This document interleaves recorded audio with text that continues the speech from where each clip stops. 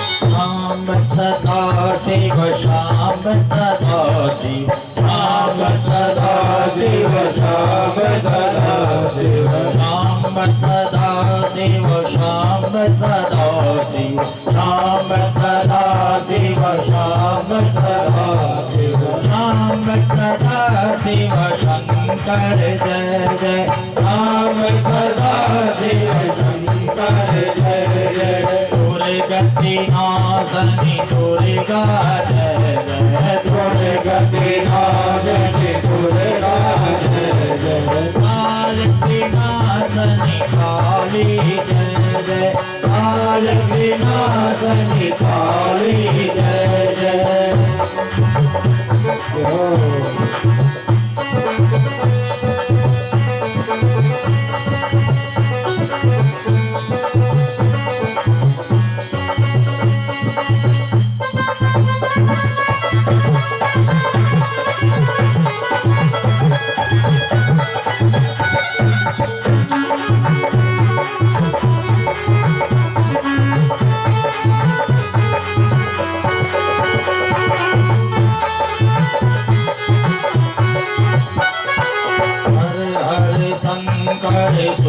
कर दुख हरे हरे शंकर सुख कर दुख हरे हरे शंकर सुख कर दुख हरे हरे शंकर सुख कर दुख अद्वैतम हरे हरे हरे हरे शंकर अद्वैतम हरे हरे हरे हरे शंकर दुर्गति नौतनि दुर्गा जय जय दुर्गति नौतनि दुर्गा जय जय काल विनाशनि काली जय जय काल विनाशनि काली जय जय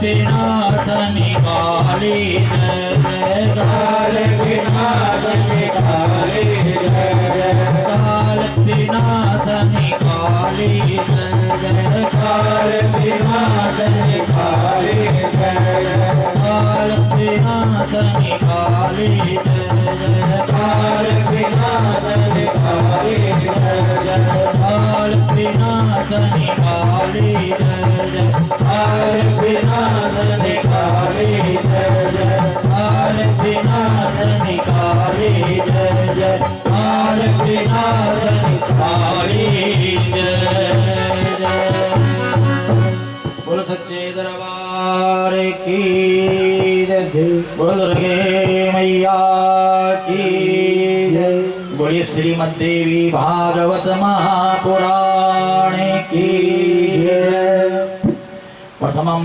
शैलपुत्री च द्वितीयं ब्रह्मचारिणी तृतीयं चंद्रघंटेति कुष्मांडेति चतुर्थकं पंचमं स्कंदमातेति षष्ठम कात्यायनीति च सप्तमं कालरात्रीति महागौरी च चाष्टमं नवम सिद्धदात्री च नवदुर्गा प्रकीर्तिता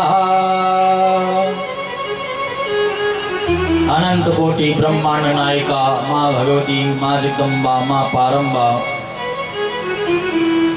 माँ गायत्री माँ सावित्री माँ लक्ष्मी माँ सरस्वती माँ काली माँ दुर्गा माँ गंगा माँ जमुना माँ सरस्वती माँ भगवती की असीम अनुकंपा से श्री परशुराम अखाड़ा के तत्वाधान में श्री परशुराम घाट गोविंदपुरी हरिद्वार इस माँ गंगा के पावन तट पर आप और हम माँ भगवती की प्रसन्नता के लिए श्रीमद् देवी भागवत कथा का श्रवण कर रहे हैं। ये सदा सेव्य श्रीमद्देवी भागवती कथा यस्या श्रवणमात्रेण देवीश्चित्तं समाश्रये जो नित्य निरंतर जो सदा सर्वदा माँ भगवती की आराधना करता है एवं माँ भगवती की कथाओं का श्रवण करता है या कराता है माँ भगवती कृपा करके उसके हृदय में विराजमान हो जाती है और समस्त मनोकामनाओं को पूर्ण कर देती है।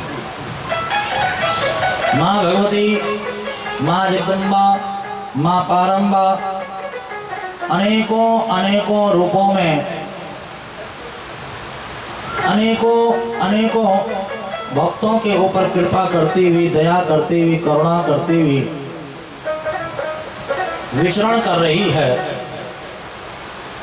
वह 9 दुर्गाओं के रूप में है, वह 16 मातृकाओं के रूप में है, वह 64 योगिनियों के रूप में है।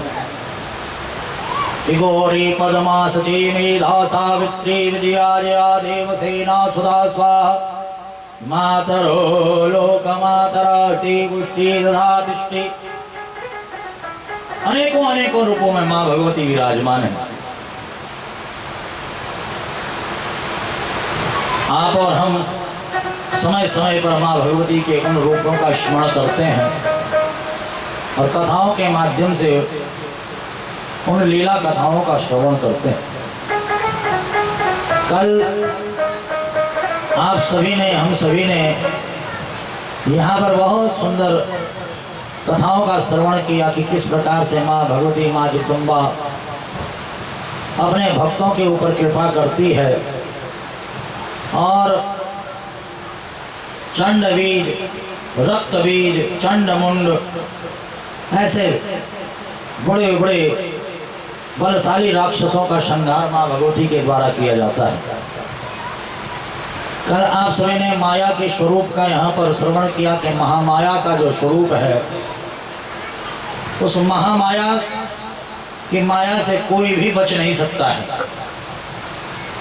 नारद मुनीश वेद व्यास जी महाराज से कहते हैं कि मैं स्वयं उस महामाया के माया से नहीं बच पाया। नारद मुनि ने अपने 2 पूर्व जन्म के दृष्टांत दिए महामाया के स्वरूप का वर्णन करते हुए। एक कि पर्वत मुनि के साथ राजा संजय के नगर में मैं आया, चातुर्मास के लिए वहां पर हम रुके।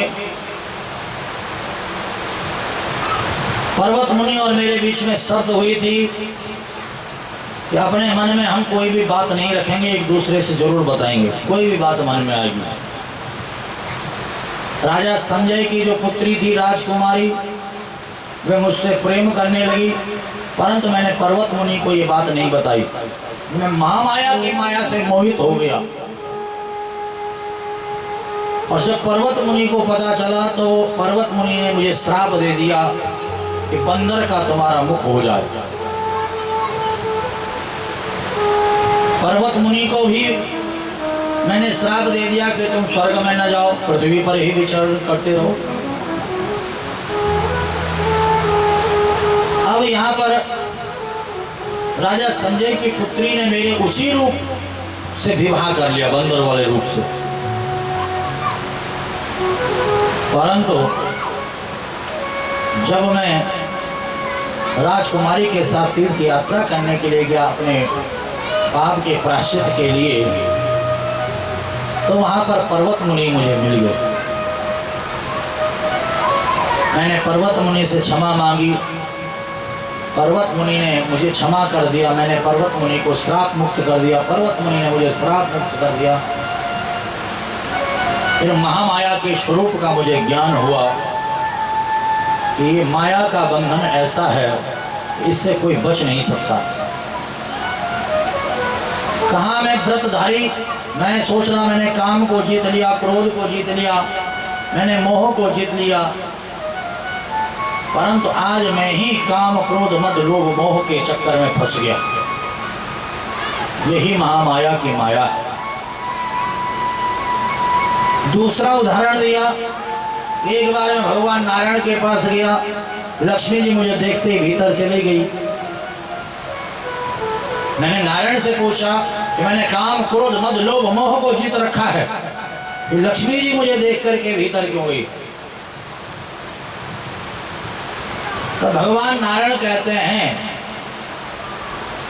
कि माया को जीतना संभव नहीं है, कोई भी इस माया को जीत नहीं सकता है। इस माया का पार कोई पा नहीं सकता है। तब यहाँ पर देवर्षि नारद कहते हैं कि मुझे उस माया का स्वरूप का दर्शन आप कराओ, मुझे उस माया का दर्शन करना, उस माया के स्वरूप को जानना है। भगवान नारायण के साथ गरुड़ पर बैठ करके आया सरोवर के तट पर। भगवान नारायण ने कहा मुझे डुबकी लगाओ। मैंने डुबकी लगाई और डुबकी लगाते ही जैसे मैं बाहर आया तो मेरा स्वरूप ही स्त्री का हो गया। नारायण प्रभु मेरी वीणा और मृग चर्म को लेकर के वैकुंठ चले गए। मैं अपने पूर्व रूप को भूल गई, मैं स्त्री बन गया। वहीं पर तालध्वज नामक एक राजा आया, उसने मेरा परिचय पूछा। मैंने कहा मुझे यही नहीं पता कि मैं कौन हूं, मेरे माता पिता कौन है। राजा तालध्वज मुझे अपने साथ महल में ले गया, मेरे साथ विवाह किया, मेरा नाम सौभाग्य सुंदरी रख दिया। मेरे से पुत्र पौत्र सब मेरा परिवार बड़ा विशाल परिवार हो गया। एक दिन पड़ोसी राजा ने आक्रमण कर दिया, मेरे सारे बच्चे उस युद्ध में मारे गए। मैं रो रही थी। एक ब्राह्मण बन करके भगवान नारायण मेरे पास आए, मुझे अपने साथ सरोवर पर ले गए। कहा क्यों शोक कर रही हो, डुबकी लगाओ। तो मैंने डुबकी लगाई तो मेरा स्त्री रूप गायब हो गया और मैं नारद बन करके प्रकट हो गया। मुझे बड़ी ग्लानि हुई। मैंने सोचा कि मैंने माया को जीत रखा है, परंतु मैं ही माया के वशीभूत होकर के घर परिवार के चक्कर में फंस गया। नाती पोता बाल बच्चे, यही माया का स्वरूप है। इसी बंधन में आप और हम भी बंधे पड़े हैं। भजन पूजन छोड़ करके आए थे हरि भजन को और ओटने लगे कपास। भगवान का हरि भजन करने के लिए भगवान से आज्ञा लेकर के आए, परंतु घर परिवार लोन तेल के चक्करों में फंसे रह जाते हैं। भजन के लिए टाइम ही नहीं निकलता है, समय ही नहीं निकलता भजन के लिए, पूजन के लिए। यही माया का स्वरूप है कि मोर तोरते माया, ये मेरा और ये तेरा। नारद मोह की कथा रामचरितमानस में भी आती है। रामचरितमानस में आप लोगों ने कथा सुनी होगी या पढ़ी होगी, नारद का मोह। नारद जी भगवान ब्रह्मा जी के पास जाते हैं, मैंने काम को जीत लिया। ब्रह्मा जी कहते हैं नारद ये बात तुमने मुझसे कही है और किसी को मत कहना। नारद जी सोचते अच्छा, ब्रह्मा जी चाहते हैं कि मेरी जो कीर्ति है वो कोई जाने नहीं। नारद जी पहुंच गए शंकर जी के पास। नमो नारायण, हर हर महादेव। भोलेनाथ एक बात बताना चाहता हूँ। क्या बात है? मैंने काम को जीत लिया। कहा नारद ये बात तुमने मुझसे कह दी, भगवान नारायण से मत कहना। अच्छा, मतलब कि नारायण मेरे को समझ ना पाए कि मैंने काम को जीत लिया। तुम चाहते हो बस है मेरी कीर्ति कहीं बढ़े ही नहीं। और नारद जी पहुंचे भगवान नारायण के पास। नारायण नारायण प्रभु, कोई नहीं चाहता है कि मेरा यश कीर्ति चारों ओर फैले। तो क्या बात हो गई नारद? नारायण प्रभु, जो कार्य कोई नहीं कर पाया मैं करके आ गया हूं। क्या कार्य करके आए हो? तो मैंने काम को जीत लिया है। भगवान नारायण मुस्कुराने लगे। भगवान नारायण ने सोचा कि मेरे भक्त को अहम हो गया है, और भगवान अपने भक्त के अहम को कभी रहने नहीं देते।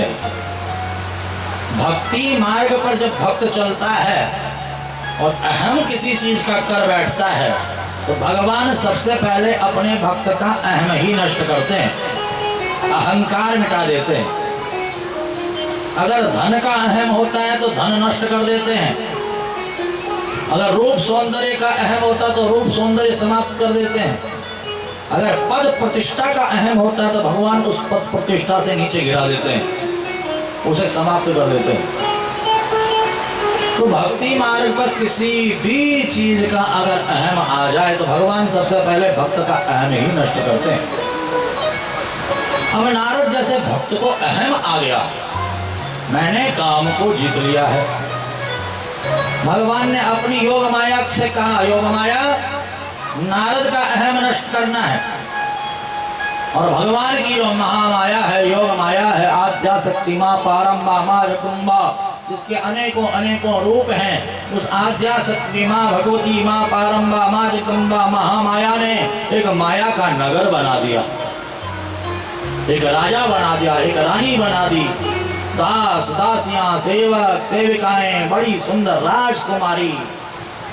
अब नारद जी जा रहे थे और जैसे ही बगीचे में राजकुमारी को सखियों के साथ पुष्प तोड़ते हुए देखा, नारद जी मोहित हो गए उस महामाया की माया से। हा, ये तो अद्भुत सुंदरी है और इसकी मस्तक रेखा बता रही है कि जो इससे विवाह करेगा तो तीनों लोगों का स्वामी बन जाएगा। तो नारद जी को इतना मोह हो गया कि राजा के पास आ गए। राजा से कहा कि हे राजन, तुम्हारी जो पुत्री है सर्वगुण संपन्न है, इसके विवाह की विचार करो, स्वयंवर करो इसका। कथा तो बड़ी विशाल है, विस्तार से है। राजा स्वयंवर की तैयारी करते हैं और नारद जी पहुंच जाते हैं भगवान नारायण के पास। नमो नारायण, नमो नारायण। नारायण प्रभु कहते हैं, हाँ नारद, क्या बात है? कहा, प्रभु जिसमें मेरा हित हो ऐसा हरि रूप मुझे दे दो। स्वयंवर हो रहा है, स्वयंवर में जाऊंगा मैं। भगवान नारायण कहते हैं, अच्छा जिसमें तुम्हारा हित हो ऐसा अपना हरि रूप तुम्हें दे दूं? हाँ प्रभु, इतना सुंदर आपका रूप, राजकुमारी देखेगी तो सीधा जयमाला मेरे ही गले में पहना देगी। भगवान कहते हैं, तथास्तु, जाओ, दे दिया। अब महाराज स्वयंवर हो रहा था, नारद जी जाकर के बैठ गए। अब राजकुमारी जयमाला लेकर के चले तो नारद जी ऊंट जैसी गर्दन आगे कर दें, बंदर का मुंह। राजकुमारी बार बार आगे बढ़े, नारद जी फिर वहां गए। वो बंदर का चेहरा नारद जी का देख ले। शिव के गण वहां पर थे, जोर जोर से हंसने लग गए। अरे बंदर, तुम यहाँ स्वयंवर में क्या कर रहे हो? अपना चेहरा तो देखो जरा दर्पण में, अपना प्रतिबिंब तो देखो। नारद जी ने जैसे ही अपना प्रतिबिंब देखा, बड़ा महाराज क्रोध आ गया, बहुत क्रोध आ गया। भगवान नारायण के पास जाकर के नारायण को श्राप दे दिया, जाओ मैं तुम्हें श्राप देता हूं, तुम्हें अपनी पत्नी का वियोग सहना पड़ेगा। नारायण प्रभु कहते हैं, नारद शांत हो जाओ, तुमने मुझसे क्या मांगा था वरदान कि जिसमें मेरा कल्याण हो, मेरा हित हो, ऐसा हरि रूप मुझे दे दो। और नारद, मैंने तुम्हें अपना हरि रूप दिया। बंदर का एक नाम हरि है और बंदर भी मेरा ही स्वरूप है। ईश्वर अंश जीव अविनाशी चेतल अमल सहस्वराशि, बंदर भी मेरा ही स्वरूप है। चराचर जगत मेरा ही स्वरूप है। तो तुम्हारा हित इसी में था, इसलिए तुम्हें बंदर का रूप दे दिया। अरे नैष्ठिक ब्रह्मचारी, बाल ब्रह्मचारी, हमेशा भजन करने का संकल्प लेकर के तुम चले हो। अगर तुम ब्याह कर लेते, घर गृहस्थी में फंस जाते तो कहां भजन करते तुम? तुम्हारा संकल्प टूट जाता। तो तुम्हारा हित इसी में था।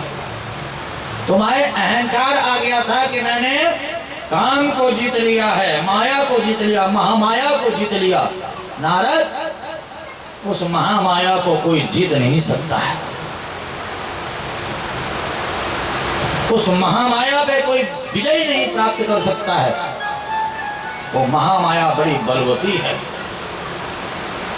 नारद जी को बड़ा पश्चाताप हुआ, कहा प्रभु मैंने आपको श्राप दे दिया, पर चिंता न करो, आपको अपनी पत्नी से वियोग तो होगा, परंतु बंदर ही आपकी पत्नी को ढूंढ करके लाएंगे। तो यही नारद जी का श्राप था। भगवान राम अवतार में सीता से वियोग होता है और बंदर ही जाकर के सीता का खोज करके लेकर के आते हैं। तो कहने का अभिप्राय, भगवान की माया से जब स्वयं देवर्षि नारद नहीं बच सकते हैं, बड़े बड़े संत महंत महापुरुष नहीं बच सकते हैं, आप और हम तो बड़े साधारण मनुष्य हैं, बहुत ही साधारण। इस काम को जीतना, इस क्रोध को जीतना, इस लोभ, इस मोह को जीतना, इस मद को जीतना ये संभव नहीं है। ये केवल महामाया की कृपा जब भक्त के ऊपर होती है तभी भक्त इसका पार पा सकता है। शास्त्र में यहां तक लिखा हुआ है, पिता और पुत्री भी एकांत में एक बिस्तर पर न बैठे। समझ रहे हो कि नहीं समझ रहे हो? औरों की बात तो बहुत दूर की बात है। पिता पुत्री को भी एकांत में एक बिस्तर पर बैठने के लिए शास्त्र मना करता है। और सन्यासी के लिए लिखा हुआ है कि काष्ठ की बनी हुई स्त्री का भी स्पर्श न करे, लकड़ी से बनी हुई स्त्री का भी स्पर्श न करे, क्योंकि ये महामाया बड़ी बलवती है, न जाने कब किस पर आक्रमण कर बैठे। यहाँ पर वेद व्यास जी महाराज जन्मेजय से कहते हैं, जन्मेजय, जो इस महामाया की शरण में आता है, महामाया की कृपा से वही महामाया के स्वरूप को पा सकता है। यहाँ पर 7वें स्कंद के 14वें अध्याय का 28वां श्लोक कि वसिष्ठस्याश्रमं गत्वा प्रणम्य शिरसा मुनिम् अनपत्य त्वयां चिन्तां गुरुवे समवेदतः देवयोगेसि भगवन् कामं मंत्रविद्या विशारदः उपायं कुरु धर्मज्ञ सन्ततेर्मम मानदः। वेद व्यास जी महाराज जन्मेजय से कहते हैं कि हे जन्मेजय, मैंने तुम्हें बहुत सारी कथाएं सुनाई हैं और मैं तुम्हें राजा हरिश्चंद्र का सुंदर चरित्र श्रवण कराता हूं। एक समय की बात है, राजा हरिश्चंद्र राज्य किया करते थे। हरिश्चंद्र का, राजा हरिश्चंद्र का नाम दानियों में सबसे ऊपर आता है। बहुत समय बीत जाने पर भी उनकी जब कोई संतान नहीं हुई तो उन्होंने गुरु वशिष्ठ जी के आश्रम में जाकर के प्रणाम करके निवेदन किया कि हे धर्मज्ञ, हे गुरुदेव, आप मंत्र विद्या को जानने में बड़े कुशल हैं, आप मुझे संतान प्राप्ति का कोई उपाय बताइए। तब गुरु वशिष्ठ कहते हैं कि हे राजन, आप जल के स्वामी वरुण देवता की आराधना कीजिए। वरुण देवता से बढ़कर के संतान देने वाला कोई देवता नहीं है, वे आपको अवश्य पुत्र देंगे। परम तेजस्वी गुरु वशिष्ठ की बात सुनकर के हरिश्चंद्र तप करने के लिए घर से निकल पड़े। गंगा जी के तट पर जाकर के पद्म आसन लगा करके बैठ गए और वरुण देवता का ध्यान करते हुए कठोर साधना करने लगे। वरुण देवता राजा हरिश्चंद्र की साधना से प्रसन्न होकर के राजा हरिश्चंद्र के समक्ष प्रकट हो गए। उन्होंने राजा हरिश्चंद्र से कहा कि हे धर्मज्ञ, आपके इस कठोर तप से मैं अत्यंत प्रसन्न हूं। जो इच्छा हो सो वरदान आप मांग लीजिए। राजा बोले, हे देववर, आप मुझे पुत्र प्राप्ति का वर दे दीजिए जिससे मैं तीनों ऋणों से मुक्त हो सकूं। पितृ ऋण, गुरु ऋषि ऋण, गुरु ऋण है ना, पितृ ऋण, गुरु ऋण और देव ऋण, तीनों ऋणों से पूर्ण हो सके। राजा का वचन सुनकर के वरुण देव ने मुस्कुराते हुए कहा कि तुम्हें पुत्र हो जाएगा। उस पुत्र को यदि बलि पशु बना करके मेरे निमित्त यज्ञ करो तो मैं तुम्हें पुत्र प्राप्ति का वरदान दे देता हूं। जो तुम्हें पुत्र होगा उसकी बलि देनी पड़ेगी तुम्हें। इस शर्त पर मैं तुम्हें जो है पुत्र प्राप्ति का आशीर्वाद दे सकता हूं। राजा वरुण का वचन सुनकर के मुस्कुराते हुए बहुत ही सुंदर पुत्र प्राप्ति का वरदान प्राप्त करके अपने घर लौट आए और अपनी पटरानी सेव्या से वरुण का वरदान की बात बता दी, शर्त बता दी कि अब हमें पुत्र तो होगा, परंतु उस पुत्र का जो है बलि देना पड़ेगा। समय आने पर सेव्या ने, राजा हरिश्चंद्र की पत्नी का नाम है सेव्या, उसने गर्भ धारण किया। शुभ दिन, शुभ घड़ी, शुभ पल सुंदर पुत्र को जन्म दिया। हरिश्चंद्र पुत्र उत्सव मना ही रहे थे। आप देख लीजिएगा श्रीमद् देवी भागवत महापुराण के 7वें स्कंद के 15वें अध्याय का पहला श्लोक कि प्रवृत्ते सदने तस्य राज्ञा पुत्र महोत्सवे आजगाम तदा पासी विप्रवेश धरा शुभा, विप्रवेश धरा शुभा।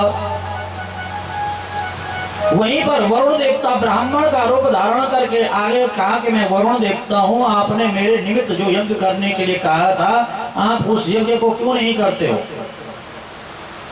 आप यज्ञ कीजिए, इस नवजात शिशु को पशु बना करके यज्ञ कीजिए। तो राजा संकट में पड़ गया, अब मैं क्या करूं?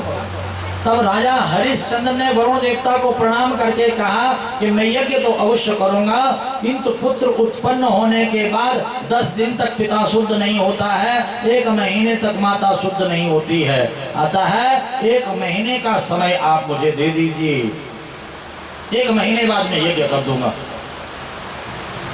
राजा की बात सुनकर के वरुण देवता चले गए। राजा ने अपने पुत्र का नामकरण किया और नाम उसका रोहित रख दिया। एक दिन पुनः वरुण देवता राजा के पास आ गए, अब शीघ्र यज्ञ कीजिए। वरुण की बात सुनकर के राजा शोक में डूब गया और बड़ी चतुराई से बोले, आपने बड़ी कृपा की जो आप मेरे घर को पवित्र करने के लिए आए हैं, अतः पुत्र के दांत निकल आएंगे तो यज्ञ करूंगा। अभी तक तो पुत्र के दांत ही नहीं निकले हैं। हरिश्चंद्र का ऐसा कहने पर वरुण देवता ने कहा चलो ठीक है, ऐसा कह करके वरुण देवता फिर लौट गए। अब देखिए समय बीतता गया, इसके पश्चात बालक के दांत भी निकल आए। फिर वरुण देवता राजा के पास पहुंच गए कि अब तो यज्ञ करो। राजा बोले मैं आपके निमित्त प्रचुर दक्षिणा वाला यज्ञ करूंगा, किंतु बालक का अभी तक चूड़ा कर्म संस्कार नहीं हुआ है। ज्ञान वृद्धों का कहना है कि गर्भ के बाल अपवित्र होते हैं और उन केशों वाला बालक यज्ञ का पशु बनने का अधिकारी नहीं हो सकता है। अतः आप धर्म मर्यादा को जानते हैं, धर्म के उपदेष्टा हैं, स्वयं धर्म की मूर्ति हैं, आप तब तक के लिए मुझे क्षमा कीजिए, इस बालक का मुंडन संस्कार हो जाने दीजिए। मुंडन संस्कार हो जाएगा उसके बाद यज्ञ कर लूंगा। अब आप देख सकते हैं श्रीमद् भागवत देवी भागवत महापुराण के 7वें स्कंद के 15वें अध्याय का 25वां श्लोक राजा हरिश्चंद्र कह रहे हैं यहाँ पर कि तावत् क्षमस्व वारीस विधिम जानासि शाश्वतम् कर्तव्य सर्वथा यज्ञो मुंडनान्ते शिशो किलः, मुंडनान्ते शिशो किलः। मुंडन संस्कार हो जाएगा, उसके बाद में जो है आपका यज्ञ करूंगा। अब देखिए वरुण देवता ने कहा कि इस समय आपके पास यज्ञ की संपूर्ण सामग्री विद्यमान है, किंतु पुत्र स्नेह के कारण आप मुझे बार बार धोखा दे रहे हैं। मैं सब समझ रहा हूं कि पुत्र का जो स्नेह होता है, ये स्नेह है हर किसी को होता है। आप हैं, हम हैं, अपने बच्चों से कितना प्रेम करते हैं ये आप और हम सब जानते हैं। बच्चे को तनिक भी कष्ट हो तो हमारा हृदय पिघल जाता है, आंखों से अश्रु बहने लग जाते हैं। हे राजा हरिश्चंद्र, आपको पितृ स्नेह हो चुका है। चूड़ा कर्म संस्कार हो जाने के बाद यदि आपने यज्ञ नहीं किया तो मैं आपको श्राप दे दूंगा। जैसे ही मुंडन कार्य प्रारंभ हुआ, वरुण देवता फिर से आ गए। बोले अब यज्ञ कर्म करो। ये सुन करके राजा हरिश्चंद्र को फिर से चिंता हो गई। हरिश्चंद्र ने कहा कि हे वरुण देवता, मैं आपके सामने एक प्रार्थना करना चाहता हूं, यदि आप उचित समझे तो उसे स्वीकार कीजिए। ब्राह्मण, क्षत्रिय, वैश्य तीनों वर्ण संस्कार हो जाने के बाद ही द्विज कहलाते हैं। यज्ञोपवीत संस्कार जिसे कहते हैं, यज्ञोपवीत संस्कार होने के बाद ही द्विज कहलाते, दूसरा जन्म माना जाता है। इसलिए मेरा यह बालक अभी शूद्र के सम्मान है, क्योंकि इसका कोई उपनयन संस्कार अभी तक नहीं हुआ है। यदि आप मुझ पर दया करें तो मैं उपनयन संस्कार के बाद आपका यज्ञ कर दूंगा, आपके निमित्त यज्ञ कर दूंगा। आप मुझे समय दीजिए कुछ दिनों का। वरुण देवता ने राजा की बात सुनी, कहा ठीक है, ऐसा ही कर देना। बालक 10 वर्ष का हो गया, उपनयन संस्कार भी हो गया, सभी कार्य विधि विधान से संपन्न हो गए। वरुण देवता फिर से आ पहुंचे। राजा हाथ जोड़ करके बोला, मेरी एक बात सुन लीजिए, इस बालक का समावर्तन संस्कार हो जाने दीजिए, उसके बाद मैं आपका यज्ञ करूंगा। वरुण देवता बोले, राजन, संतान के प्रति अधिक मोह होने के कारण आप कोई ना कोई बहाना बना लेते हो, अपनी बुद्धि का उपयोग करके आप मुझे धोखा दे देते हो। रोहित ने भी देखा, राजा हरिश्चंद्र के बालक ने देखा, वरुण देवता बार बार आ रहे हैं। अपनी बलि की बात सुनकर के चिंता हुई और वे घर से भाग गया। बालक ही घर से भाग गया। भाई किसी को पता चले कि मेरी मृत्यु होने वाली है, मुझे मारने वाले हैं, मेरी बलि देने वाले, वो थोड़ी ना वहां पर टिकेगा। वो तो कैसे न कैसे करके भाग ही जाएगा। अब राजा हरिश्चंद्र का जो बालक रोहित है, वह देखता है कि वरुण देवता बार बार आ रहे हैं और बलि की बात कर रहे हैं, भाग गया। वरुण देवता फिर आए, फिर यज्ञ की बात कही। हरिश्चंद्र ने कहा, मेरा पुत्र घर से भाग गया है। मैंने दूतों द्वारा उस बालक का पता लगाया पर पता नहीं चला, अब मैं क्या कर सकता हूँ। अब वरुण देवता ने श्राप दे दिया राजा हरिश्चंद्र को कि तुम्हें जलोदर रोग हो जाए। राजा श्राप से रोगी हो गया, उसके पेट में पानी ही पानी भर गया। आज आप देखते हैं ना, कई बार कईयों को ये रोग हो जाता है, जलोदर रोग, खून का पानी बन जाता है। राजा के पेट में केवल पानी ही पानी हो गया। वन में रोहित ने भी पिता के रोगी पीड़ित होने की बात सुनी। उनकी अयोध्या लौटने की इच्छा हुई, बेटे का मन आया कि मैं पिता को देखने जाऊं। तभी ब्राह्मण का रूप धारण करके इंद्र रोहित के पास आ गए। उन्होंने अयोध्या जाने से रोका, कहा कि आपका अयोध्या जाने का विचार मूर्खतापूर्ण है। अगर आप चले गए तो आपके पिता यज्ञ करेंगे, तुम्हें पशु बना करके बलि दे देंगे। और रोहित फिर से रुक गया, भाई मैं क्यों मरूं, मैं कहीं को बलि का बकरा बनूं। इस प्रकार इंद्र के मना करने पर राजकुमार 1 वर्ष तक वन में रुके रहे। पूरा 1 वर्ष तक रोहित वन में रहा। अब जब राजा रोग के अधीन हो गया, बहुत दुखी हो गया, तो गुरु वशिष्ठ रोग मुक्ति का उपाय बताते हैं। वशिष्ठ ने उपाय बताया कि पुत्र 10 प्रकार के होते हैं। आप धन के द्वारा खरीदे गए पुत्र से यज्ञ कीजिए, उसकी बलि दे दीजिए। गुरु की बात सुन करके हरिश्चंद्र ने वैसे ही किया। बालक को खोजने के लिए मंत्रियों को भेज दिया। राजा के राज्य में अर्जिगत नामक एक ब्राह्मण रहता था। मंत्री ने उसे जाकर के कहा कि मैं आपको 100 गाय दूंगा, इसके बदले में आप मुझे यज्ञ के लिए अपना पुत्र दे दीजिए। बड़ा पुत्र पिता को पिंडदान करने का अधिकारी होता है। ऐसा सोच करके ब्राह्मण ने 100 गाय लेकर के मंझले पुत्र को मंत्री को भेज दिया। मंत्री ने उसे ला करके राजा को दे दिया।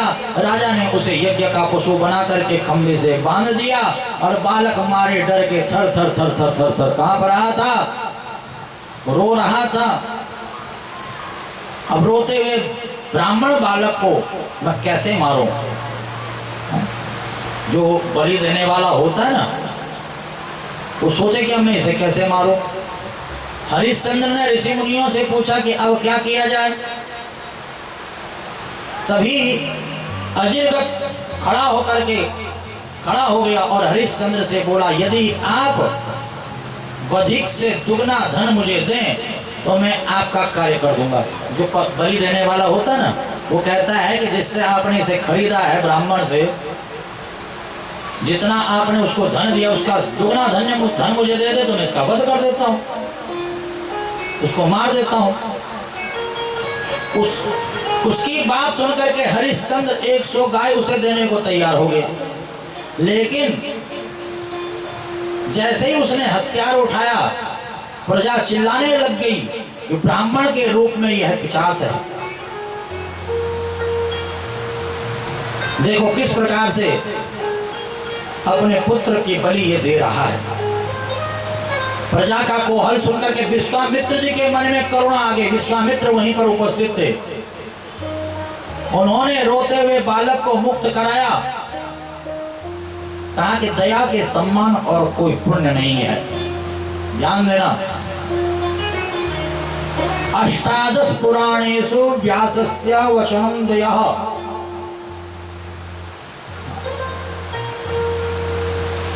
परोपकाराय पुण्याय पापाय परपीड़नम। का परोपकार से बड़ा कोई पुण्य नहीं है। अगर आप किसी के ऊपर दया करते हो, यही सबसे बड़ा पुण्य है। और किसी को आप दुख देते हो, तकलीफ देते हो, किसी का मन दुखाते हो, ये सबसे बड़ा पाप है। समझ रहे हो कि नहीं समझ रहे हो? दया धर्म का मूल है। इसलिए प्रयास कीजिए कि आप प्रत्येक जीव पे दया कीजिए, प्रत्येक मनुष्य पे आप दया कीजिए। जब आपके मन में दया का भाव जागृत होगा तो आपका पुण्य धीरे धीरे बढ़ता रहेगा।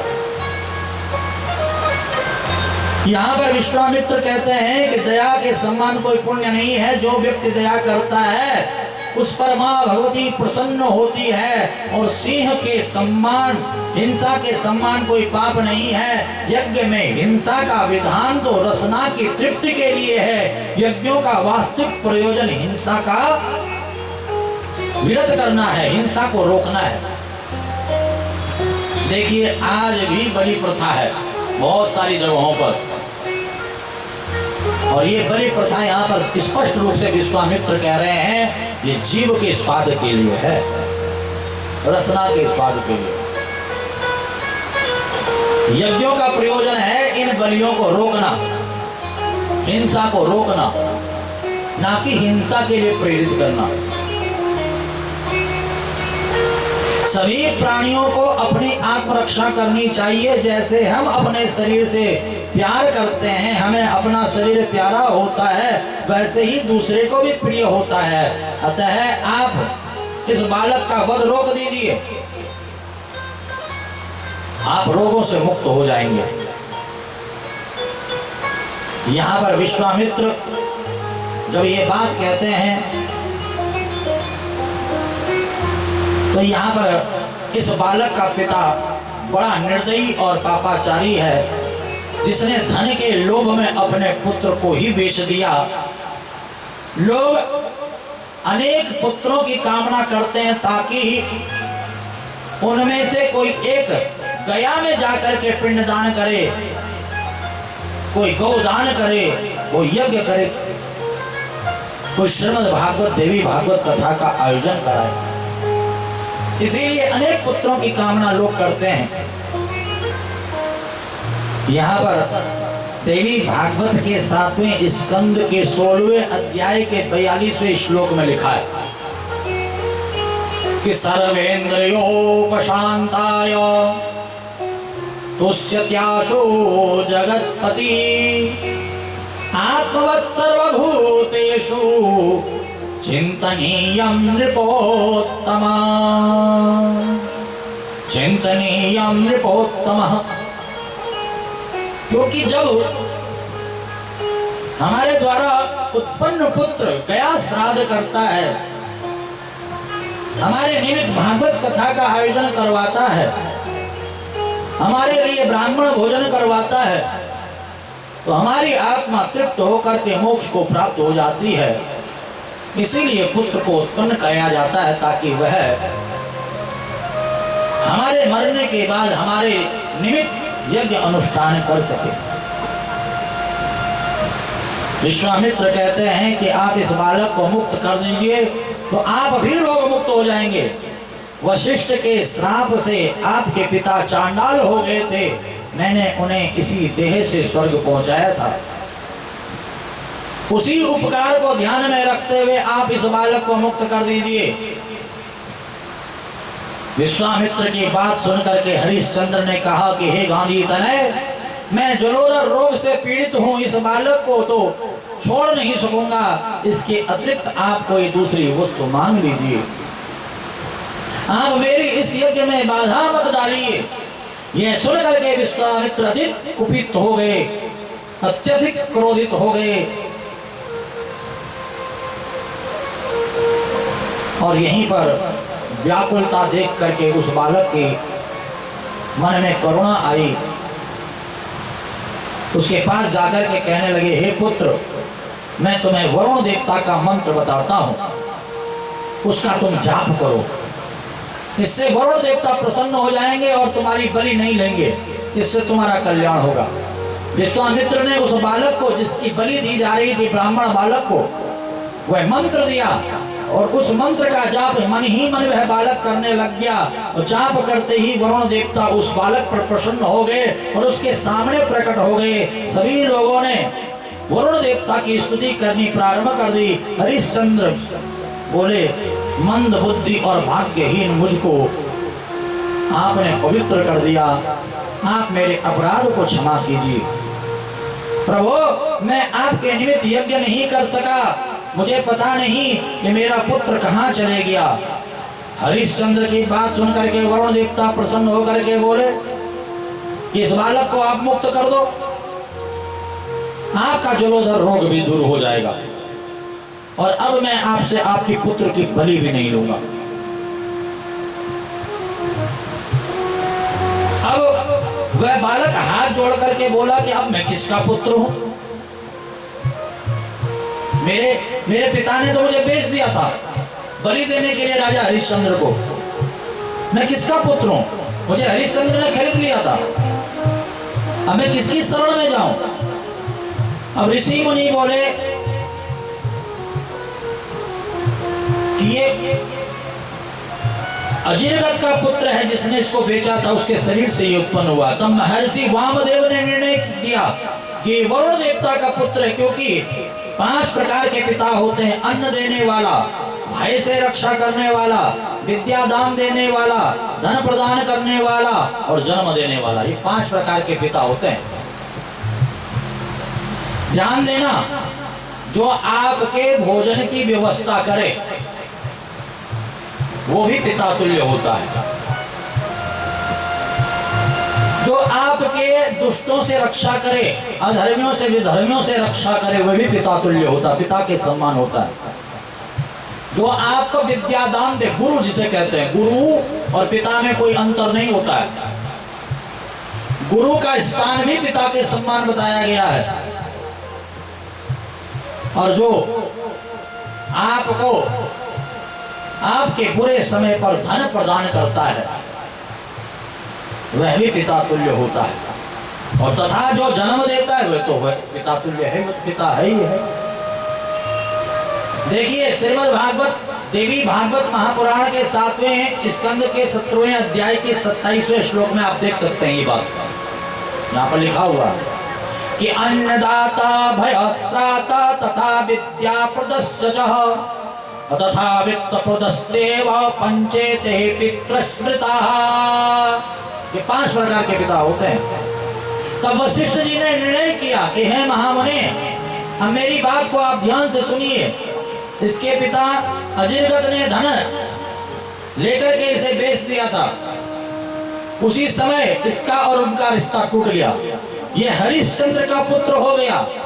राजा ने पशु बलि देने के लिए इसे खंबे से बांध दिया था, तो उनका भी पुत्र नहीं है ये। उसी समय रिश्ता खत्म हो गया। इसने वरुण देवता की स्तुति की, उन्होंने इसे बंधन मुक्त कर दिया, तो ये वरुण देवता का पुत्र हो गया। यह बालक तो हकीकत में, क्योंकि गुरु मंत्र इसे विश्वामित्र ने दिया है, संकट के समय इसके प्राणों की रक्षा की है, इसलिए ये बालक विश्वामित्र का पुत्र हो गया। यहाँ पर आप देख सकते हैं 7वें स्कंद के 17वें अध्याय का 34वां श्लोक, इसमें स्पष्ट लिखा हुआ है कि धनम प्राणान पशुन राज्यम तथा मोक्षम किलेप्सितम और कोशकस्या सुतस्याश्मे येन रक्षितः। इधर वरुण देवता संबंधित सारा समाचार रोहित ने सुन लिया जंगल में। हरिश्चंद्र के पुत्र ने बड़ा प्रसन्न हो गया। वह वनों और पर्वतों को पार करके राजभवन में पहुंच गया। पुत्र को पाकर के हरिश्चंद्र बहुत प्रसन्न हुए। हरिश्चंद्र ने राजसूय यज्ञ आरंभ किया। वशिष्ठ जी ने उस यज्ञ को करने के बाद इंद्र की नगरी अमरावती में प्रवेश किया और वहां विश्वामित्र भी पहुंच गए। उन्होंने अमरावती में वशिष्ठ जी का ऐसा सम्मान देखा तो उन्हें आश्चर्य हो गया। उनके सामने ही पूछने लगे कि आप की किसने ऐसी पूजा की, ऐसा सम्मान इंद्र की सभा में आपको कैसे मिल गया। वशिष्ठ जी ने बताया कि हरिश्चंद्र मेरे यजमान हैं, उन्होंने राजसूय यज्ञ किया और उसी यज्ञ का फल है कि मुझे इंद्र की सभा में ऐसा सम्मान मिल रहा है। वशिष्ठ जी की यह बात सुनकर के विश्वामित्र को बड़ा क्रोध आया और मारे क्रोध के उनके नेत्र लाल हो गए और वे बोलने लगे कि ऐसे झूठी कपटी राजा की आप प्रशंसा करते हैं। उन्होंने पुत्र प्राप्ति के लिए वरदान वरुण देवता से मांगा और बार बार वरुण देवता को धोखा दे दिया। आओ हम दोनों एक शर्त लगाते हैं, हरिश्चंद्र को मिथ्यावादी, कृपण तथा दुष्ट प्रकृति का साबित मैं करूंगा। अगर मैंने साबित नहीं किया तो मेरा सारा का सारा तप पुण्य नष्ट हो जाएगा। और यदि आपने हरिश्चंद्र को सत्यवादी साबित कर दिया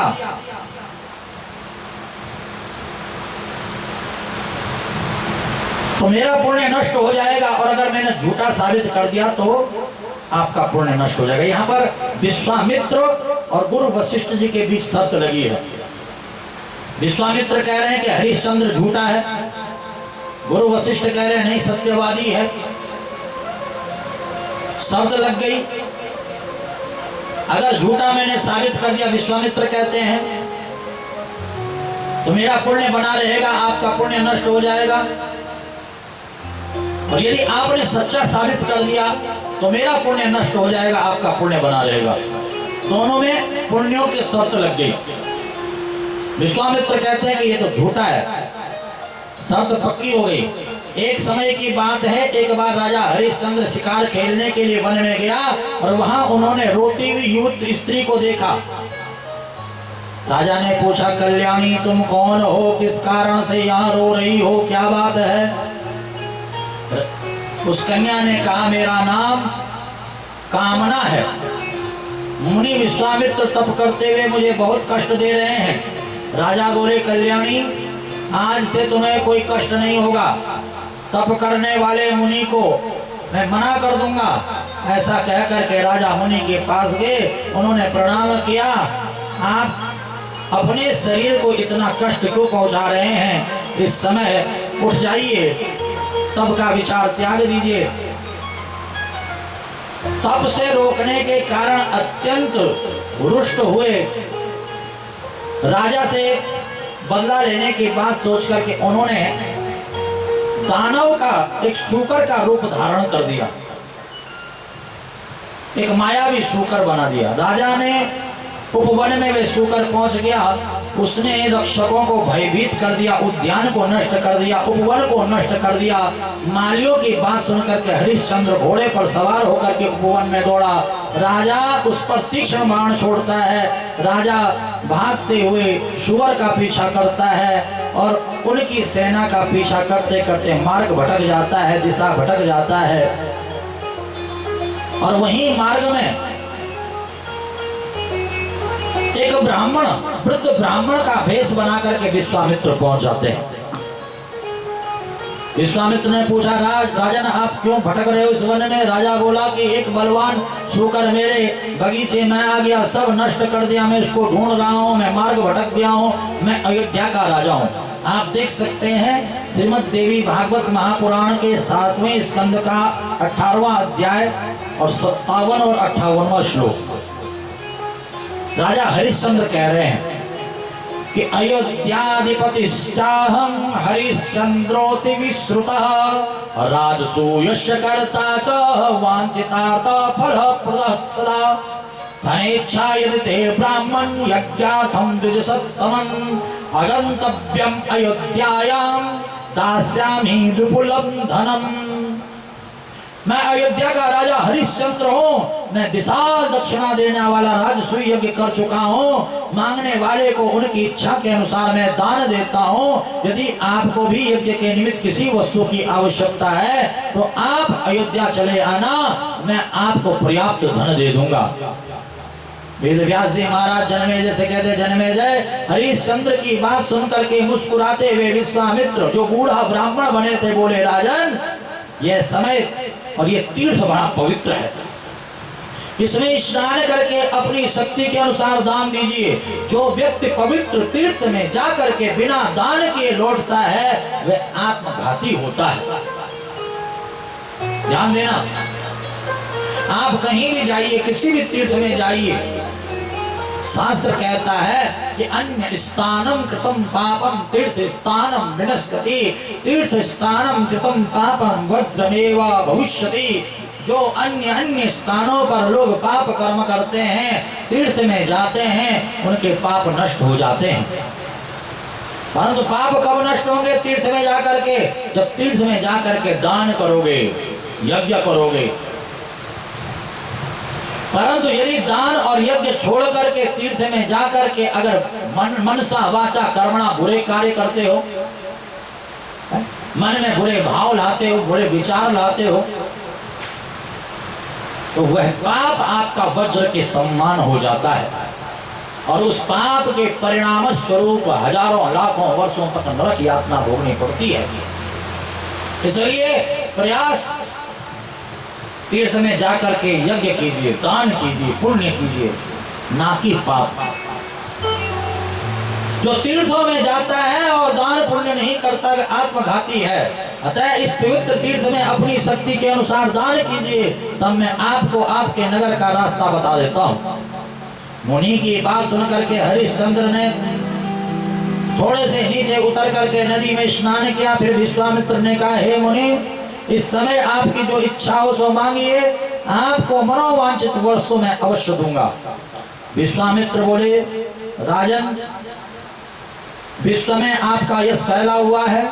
वशिष्ठ जी भी कहते हैं कि आपके समान कोई दानी नहीं है। आप सूर्य वंश में उत्पन्न हुए हो, आपके समान दाता पृथ्वी पर कोई नहीं है।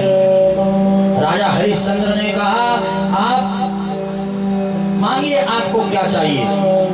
विश्वामित्र ने कहा कि आज मेरे पुत्र का विवाह होने वाला है, इसके लिए मैं आपसे धन की कामना करता हूँ। राजा हरिश्चंद्र ने कहा अपने पुत्र का विवाह आप धूमधाम से कीजिए, मैं आपकी इच्छा के अनुसार वस्तु आपको प्रदान करूंगा, आप जो भी चाहते हैं आपको मैं प्रदान करूंगा। राजा के ऐसे वचन सुन करके उन्हें ठगने के लिए विश्वामित्र गंधर्वी माया का प्रयोग करके राजा के सामने 11 वर्ष का बालक और 10 वर्ष की कन्या उपस्थित कर देते हैं और कहा कि हे राजन, इन दोनों का विवाह होना है। विवाह का अर्थ ही होता है भेद बुद्धि या द्वैत बुद्धि को मिटाना, दो आत्माओं को एक आत्मा बनाना। विश्वामित्र की बात सुन करके राजा ने प्रतिज्ञा की कि आप जैसा कहते हैं मैं वैसा ही करूंगा।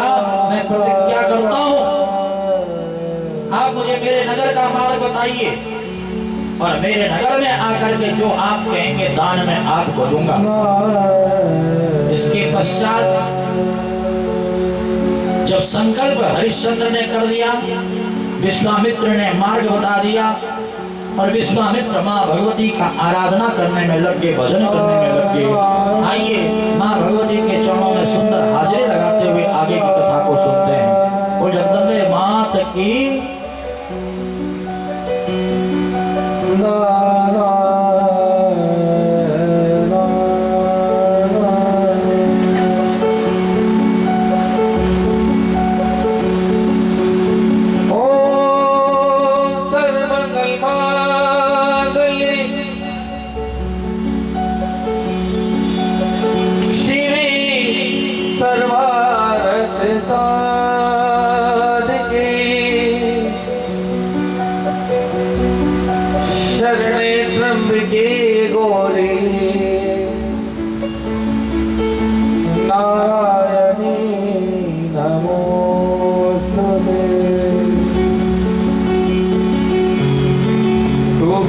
न देगी तो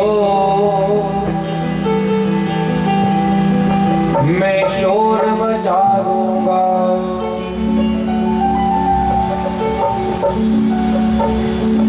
हर मांगने वाले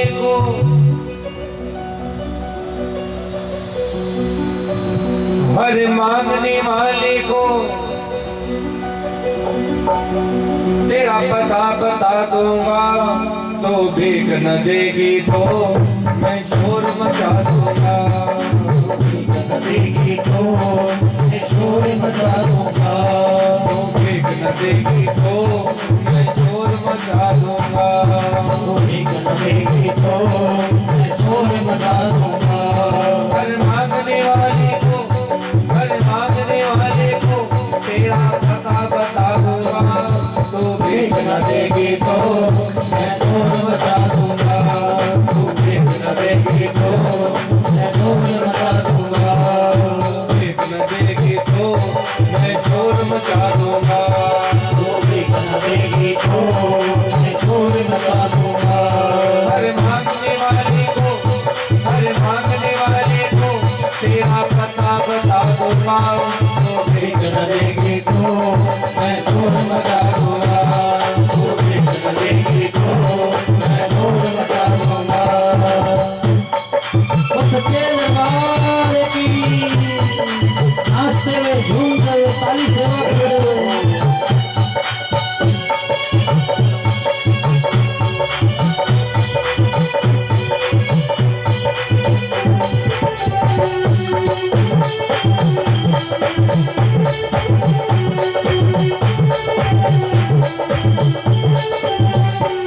तेरे घर पे जिसने भी झोली फैलाई है, तेरे घर पे जिसने भी झोली फैलाई है। हाँ तेरे घर पे जिसने भी झोली फैलाई है।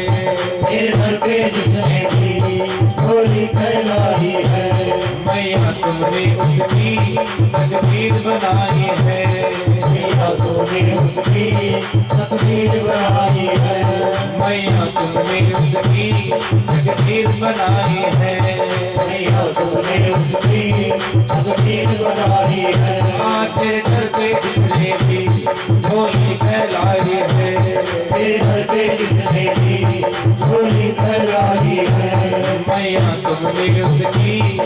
तकदीर बनाई है, भैया तुमने उसकी तकदीर बनाई है। तेरे नाम के जितने भी ये ज्योति जगाई है, तेरे नाम के जितने भी ये ज्योति जगाई है। भरत का में तो उसकी अपनी सहाई है, भरत का में तो उसकी अपनी सहाई है।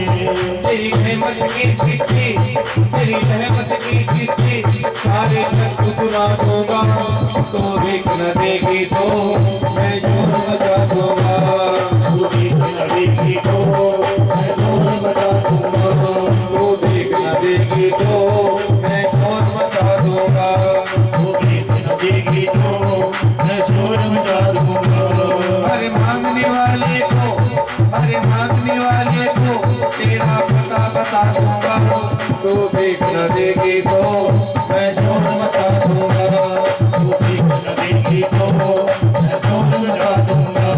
आज मीरा वाली, मीरा वाली, बोला था वाली, हाँ तूने मुझे बुलाया तेरा वाली, मैं आया छोटा वाली, तूने मुझे बुलाया तेरा वाली, मैं आया जोत वाली। हाँ शीरा वाली, मीरा वाली, छोटा वाली, तूने मुझे बुलाया तेरा वाली, मैं आया छोटा वाली, तूने मुझे बुलाया तेरा वाली, मैं आया जोत वाली। तालीम से करते हुए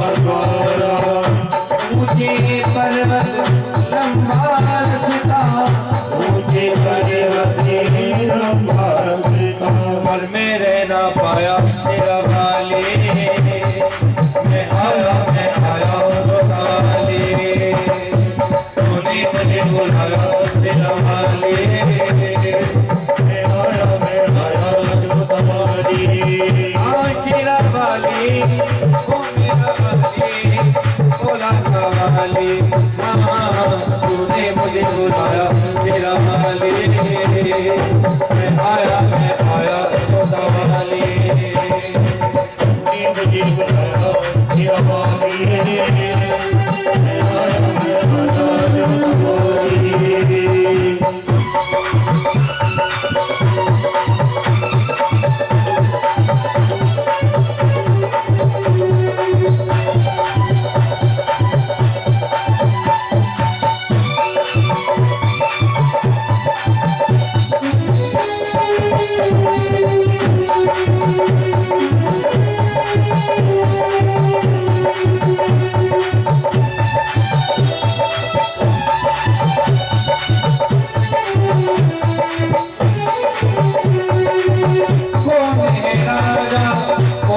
भिखारी कौन है राजा कौन भिखारी कौन है राजा कौन है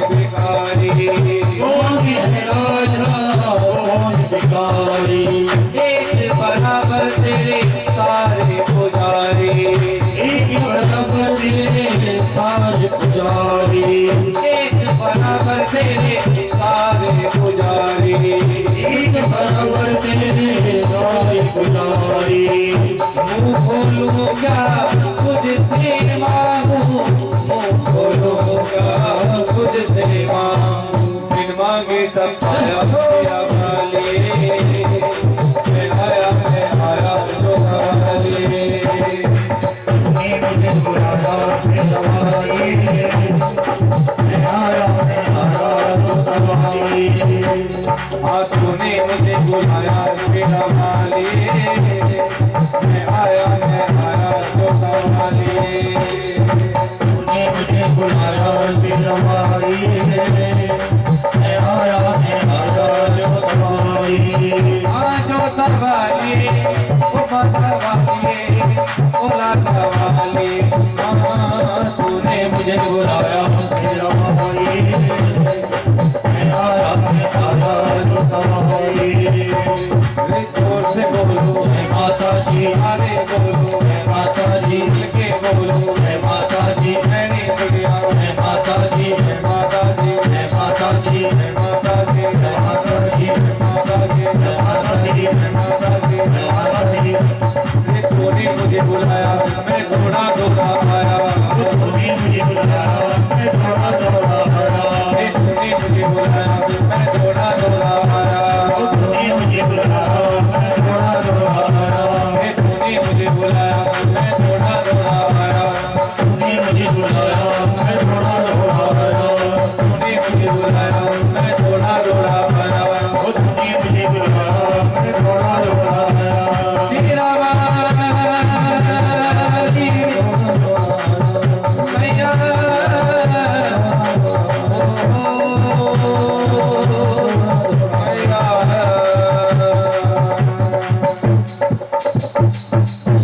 बड़े सच्चे दरबार की जय। बड़े श्रीमद्देवी भागवत महापुराण की जय। श्रीमद्देवी भागवत महापुराण 7वां स्कंद 19वां अध्याय और 25वां श्लोक। वेद व्यास जी महाराज कहते हैं कि राज्यम देहि महाराजा वराय सपरीक्षयम् रगजाश्वरधर रत्नाढ्यम वेदे मध्ये दीपावने। आज यहाँ पर शर्त लगी है विश्वामित्र और वशिष्ठ के बीच में। विश्वामित्र कहते हैं मैं राजा हरिश्चंद्र को झूठा साबित करूंगा। वशिष्ठ जी कहते हैं कि मेरा जजमान है हरिश्चंद्र सत्यवादी है, वो झूठा आप साबित नहीं कर सकते। और विश्वामित्र जी ने आज सुंदर माया का प्रसारण किया। एक बालक और एक कन्या को उत्पन्न किया माया से। कहीं इनका मैं ब्याह करना चाहता हूं, आप इनके ब्याह में दान देने का संकल्प करें। राजा हरिश्चंद्र ने संकल्प कर दिया जो आप मांगोगे मैं दूंगा। विश्वामित्र की बात सुनकर के राजा ने प्रतिज्ञा कर दी। उस समय के पश्चात विवाह रचा गया।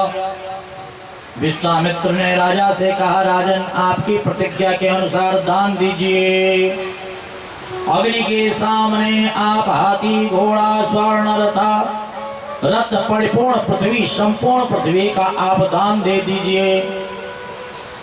राजा ने बिना कुछ सोचे समझे कह दिया कि मैंने संपूर्ण पृथ्वी संपूर्ण राज्य आपको दे दिया, आपको दान में देता हूं। इतने में विश्वामित्र ने कहा मैंने प्राप्त कर लिया। आपने दे दिया, मैंने प्राप्त कर लिया। राजन दान को सफल करने के लिए उसके अनुरूप आप दक्षिणा भी दीजिए। ध्यान देना, दान और दक्षिणा। दान तो आपने दे दिया, पूरी पृथ्वी का दान कर दिया। परंतु दक्षिणा कौन देगा? दक्षिणा भी तो देनी होती है, तभी जाकर के महाराज दान सफल होता है। उसको सफल करने के लिए दक्षिणा दीजिए उसके अनुरूप। अब राजा ने पूछा, आप यह तो बताइए आपको कितना दक्षिणा चाहिए? विश्वामित्र बोले कि दक्षिणा के रूप में मुझे 2.5 भार सोना अभी चाहिए, 2.5 भार स्वर्ण। राजा ने वचन दिया कि मैं दूंगा।